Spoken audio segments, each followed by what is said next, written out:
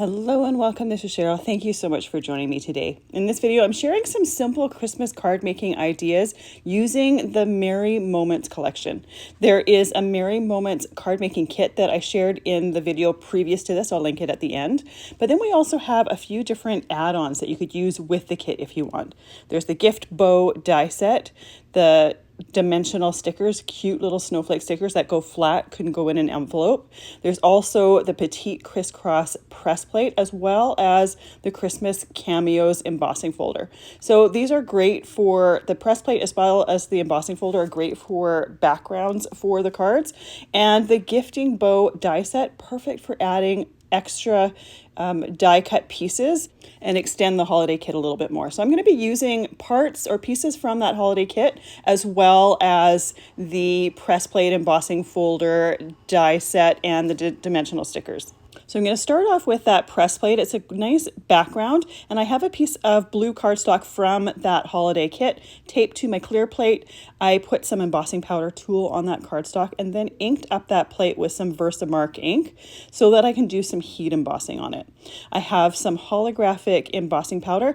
I kind of thought to do a background with that press plate, it could look a little bit like snowflakes, so I thought that holographic powder was perfect for it. It's very, very subtle, but has a really pretty glitter shimmer when you tilt it into the light. I think white embossing powder would also look great for this as well, but I hadn't used this holographic powder in a while and I wanted to pull it out. So after pouring that powder on my pressed background there, I poured the excess off, put it back in the container, and that's one of the great things about embossing is there is very, very little waste, because anything that doesn't stick to your ink goes right back into your container. Then I use my embossing tool to melt that powder, and you can see it melting on that background. You can see how it looks like it's a little bit darker with that powder, but when you tilt it into the light, you get that beautiful glittery shimmer. I'm going to trim this down, and I'm taking 1/8 of an inch off of each side so that my finished piece here is 4 inches by 5 1/4 inches. And then I'm taking a scrap piece of Hammermill cardstock and just cutting a little bit of a snow line to go under my die cuts that I'm using on here. I'm using some house die cuts from that holiday kit. I love that they're already ready to go, easy to make, a super simple, quick card. And like I said, I've already done a video where I make 10 cards from this kit. This kit has so much in it. You can make more than 25 cards out of the items in this kit. There's so much in there. I glue down my pressed background and then that little snow piece. And then all that's left is adding my houses as well as my sentiment. I'm gluing everything together with some Barely Art glue in a fine line bottle. I use this for pretty much everything. I like liquid glue because it gives you a little bit of wiggle room so that you don't have to have perfect placement immediately, as well as the fact that it goes a lot farther than a tape runner. And having it in a fine line bottle means that I can also glue together really tiny die cuts. So when it comes to using that gifting bow die set, it comes really handy for assembling the flowers. For my sentiment, I'm choosing a couple sentiments from that chipboard sticker sheet from the holiday kit. So it just says "Celebrate Together" on the top of my card. You could also put it on the bottom with the snow if you want. It's a great way to just add a nice quick sentiment. Another option would have been using the stamp set from in the collection as well. To add just a little bit of glitter or shimmer to the snow, I'm using some Stardust Stickles. And that shimmer is going to tie in or coordinate with the holographic embossing powder on the background. So I'm going to set that aside to dry. My next card is another super simple one. This is a printed paper from that printed papers from the holiday kit. I trimmed it to 4 inches by 5 1/4 inches and put it on one of the card bases that come in that kit as well, and then just glued on a very simple piece sentiment from that kit. These stickers have 2 layers to them. So the bottom layer is an adhesive sticker. The top layer is the pop-up part. They're super, super thin, so you don't need a special envelope or a padded envelope for them. They will go nice and flat in that envelope, and they will also pop up when you pull them out, so they add a really nice, simple dimension to your cards. I'm just going to put 3 of them on the card here, and you can see that I put one down and I was easily able to pull it up without ripping that printed paper. I realized after putting it down that I had wanted the smaller one at the top and the bigger one towards the bottom. For the next two cards, I'm going to be using that Gifting Bow die set. Again, using some papers from the holiday kit. That gold foil paper is from that kit. And to make my cardstock go even farther, I use the center part of that gold mat to cut out some of the pieces from the Gifting Bow die set. So I trimmed that gold piece to 4 1/8 inch by 5 3/8 inches. That plaid printed cardstock is from the printed papers in the holiday kit. That is trimmed to 4 inches by 5 1/4 inches. Glued those to the base of the card and set those aside to assemble my little pieces here. They're very easy to assemble. The bow has 2 pieces. You can glue them together. And again, this is where that liquid glue with that fine tip comes in really handy. It's also handy to have a jewel picker for really, really teeny tiny flower centers. And I always make sure that the nice side of the die cut is facing up. If you've ever done die cutting, you know that there's one side that's nicer than the other, and I always make sure that that is facing up. So if by chance my flower centers are not facing the right way on my surface, I always flip them over before assembling them. There's also 2 tiny little ornaments in this die set that I'm adding to this card as well, and I die cut the cords as well as the ornament tops in the gold. You could, if you wanted, there are some ornament stickers as well as some chipboard stickers and then ornament die cuts in the holiday kit. You could swap these out for those. They are a larger size. So it just depends on the look that you're wanting to go for. I really wanted to use the dies in this set, so I opted to do those. All of the cardstocks that I'm using are from that holiday kit. Because everything in the kit coordinates beautifully, it makes it so easy to pick and choose which pieces or which things to use, because I don't have to work on finding coordinating colors. So once I have all of my die cuts glued together, and you'll have to wait for the gold to dry a little bit longer. You can see that I didn't wait quite long enough. The top part of my bow fell off as I was adding glue to the background of it. Because that gold, and really any specialty paper, has a coating on the top, it does take longer to dry.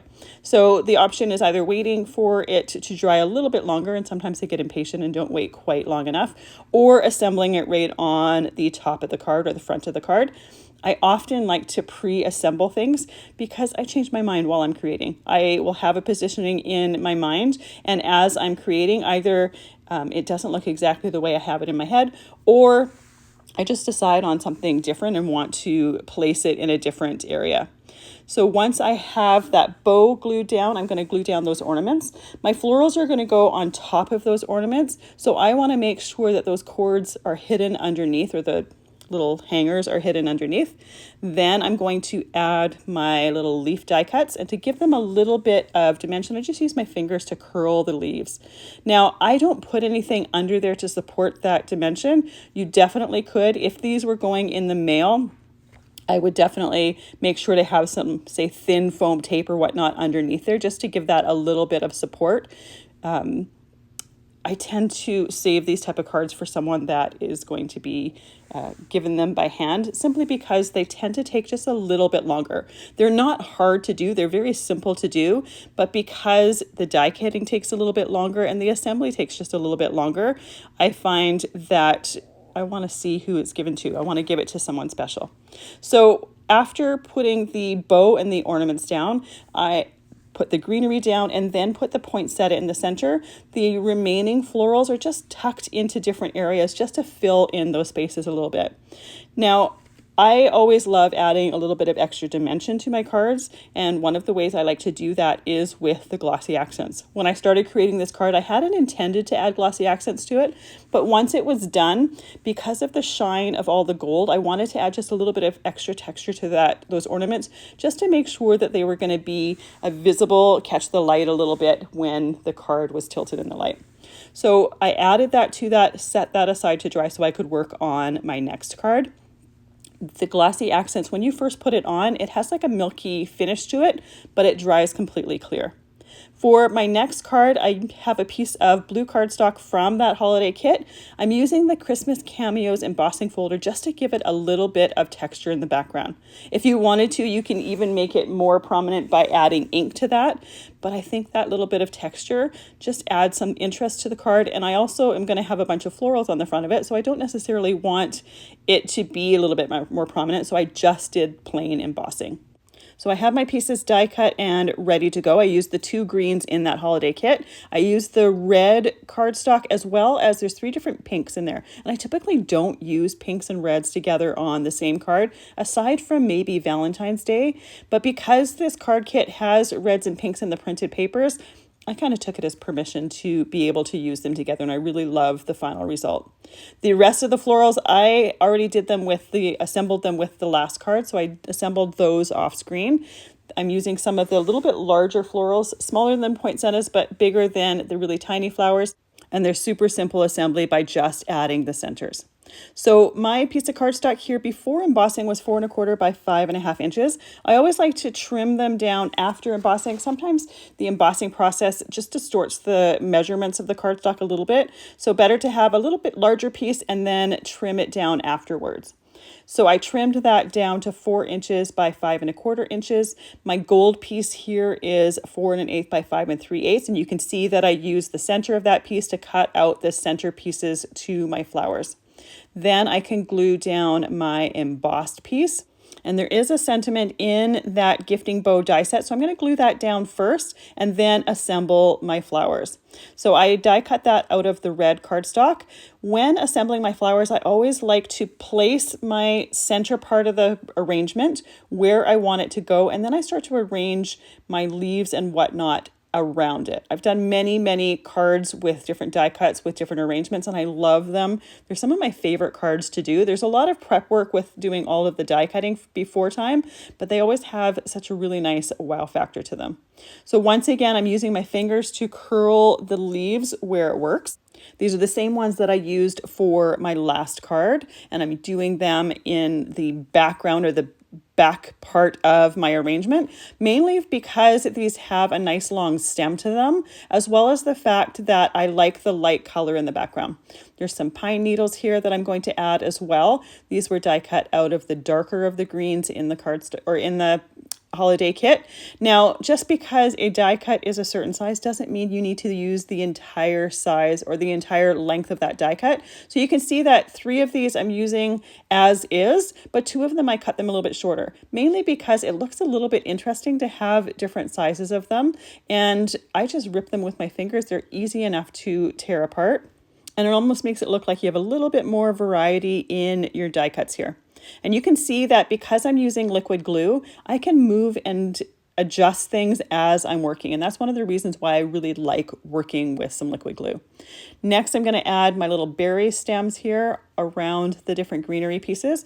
I have kind of a general idea of how I want this arrangement to go. And I am just kind of working around the background. I want to make sure that those berries are seen, so I put those in front of the other greenery.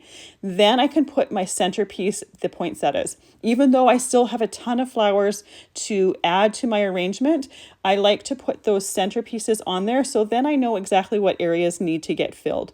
And again, this might look a little bit more complicated, but it's not really. It's a very simple process. I figure it out by laying things down and seeing if I like the positioning. Then I start working on that positioning, and it does take a little bit to get used to it. But like I said, they're some of my favorite cards to make because they just have a lot of interest and dimension to them. So with my poinsettias in the center, I'm using my reverse tweezers to hold those die cuts to insert the smaller flowers. When I glued my poinsettias down, I used my fingers to curl the petals. So there's some area underneath there that makes it really easy to add those florals underneath behind there.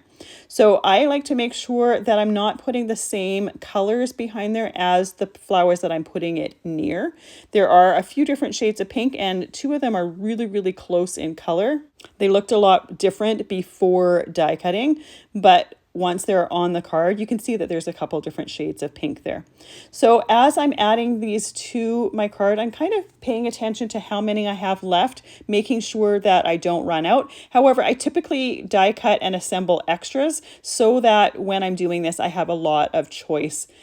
As I'm doing this, because I'm working with liquid glue, I have a lot of wiggle room. I don't have to worry about things drying too fast on me. The glue does set fairly quick-ish, but it has long enough time that I have no problem being able to do this.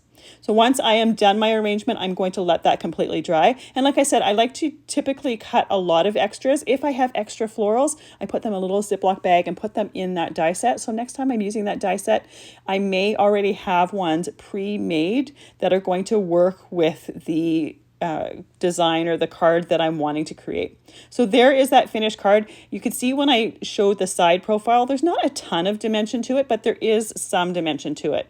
And it just has a lot of beautiful visual interest. I love the finished look of these ones. In my cards doing the card kit, I did one with some floral pre-cut die cut shapes. I definitely love these with the die cuts a lot better, and I talk about in that video because I just think they have a beautiful look to them. Then we have the one with the dimensional snowflakes, super simple card, but it has some beautiful dimension to it. And then the first card with those houses. Again, they're such simple cards. The last two look a little bit more complicated, but they're really not very complicated in my opinion. Thank you so much for joining me today. I really appreciate all the time that you spend with me. I hope you have a fantastic day.